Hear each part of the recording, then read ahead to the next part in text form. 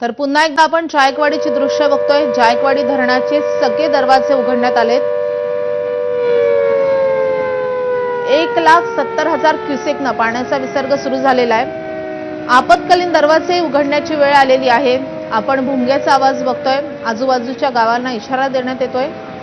पाण्याचा विसर्ग आणखी वाढवला जाईल अशी शक्यता वर्तवली जाते, कारण धरण क्षेत्रामध्ये मुसळधार पाऊस सुरूच आहे।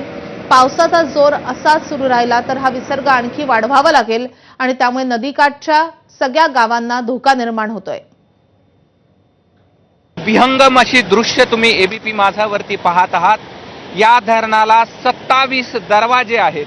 27 दरवाजामधील हे जे तुम्ही 7 आपत्कालीन दरवाजे आहेत ते देखील उघडण्यात आलेले आहेत आणि आता जायकवाडी धरणातून गोदावरीच्या नदीपात्रामध्ये 1,70,000 एवढा क्युसेक विसर्ग करण्यात येतो आहे आणि त्यामुळे हे गोदावरी नदीचं रूप तुम्ही या ठिकाणी पाहत आहात। गोदावरी नदी दुतडी भरून या ठिकाणी वाहते आहे आणि अशा पद्धतीचं दृश्य हे मराठवाडा 2006 नंतर पाहता आहे, कारण की 2006ला असाच खूप मोठा पाऊस झालेला होता आणि धरणामधून 3 लाख क्युसेक एवढा विसर्ग करण्यात आलेला होता आणि आता ही 2.5 लाख क्युसेक एवढा विसर्ग करण्याची वेळ येईल।